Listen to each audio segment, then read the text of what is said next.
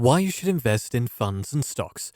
Investing is one of the best ways to work for yourself and actually make use of your savings. And there's no better way to get started than to invest in stocks or funds. Both stocks and mutual funds, such as index funds, have their own advantages and disadvantages, but overall, they're a great option for any kind of investor. In this video, we'll be going through everything you need to know about stocks and different kinds of funds, and why each of them is such a good investment for you. So let's begin. Stocks. Stocks are essentially shares of a company that you can buy through a stock exchange. For example, if you buy one share of Apple, you will own a very tiny percentage of that company.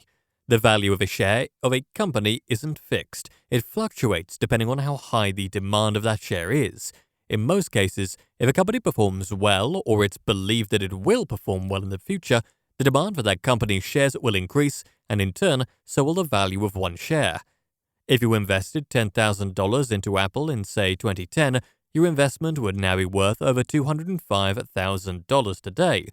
If you invested the same amount into Tesla in 2010, it would be worth a staggering $2.1 million today. This is the primary reason why people invest in stocks, because they grow faster than almost anything else you can think of. Investing your savings can help you beat inflation, help you grow your savings, and so much more.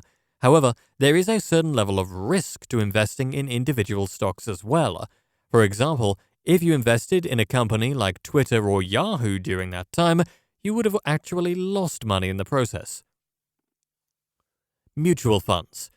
Because of the risks that are associated with investing in individual stocks, many people tend to opt for mutual funds instead.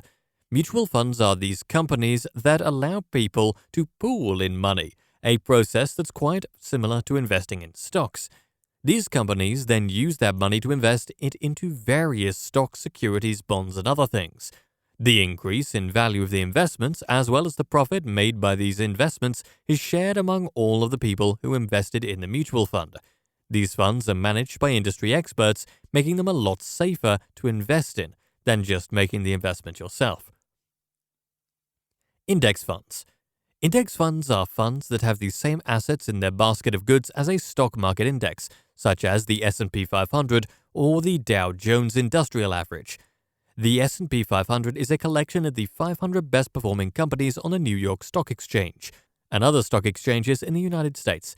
These funds tend to give pretty solid, consistent returns. For the past 100 years, the S&P 500 has given an average return of 10% per year. With this return, you would double your money in 7.5 years. In 2021, the S&P 500 index grew by over 26%. These are some of the safest investments you can make that give you almost guaranteed returns. The only bad time to invest in an index fund is when the economy is in recession, in which case you should go for individual stocks instead. Money market fund.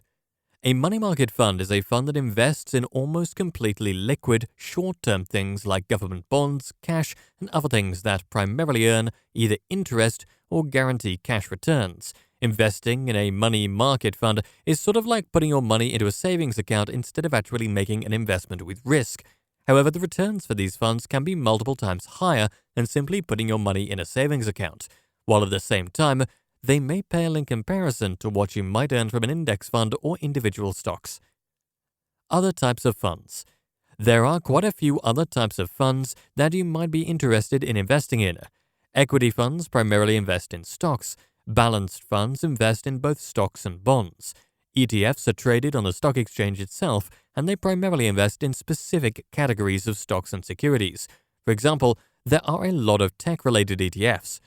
Overall, you should do the right amount of research, see what kinds of returns you need, how much you're willing to risk, and what you're willing to invest before you actually make an investment. There's always some sort of stock or fund that's perfect for you. You just have to find the right one. And that's a wrap for this video. What's the best investment option for beginners in your opinion? Let us know in the comments below. As always, don't forget to like this video and subscribe to our channel for more videos like this. See you in the next one.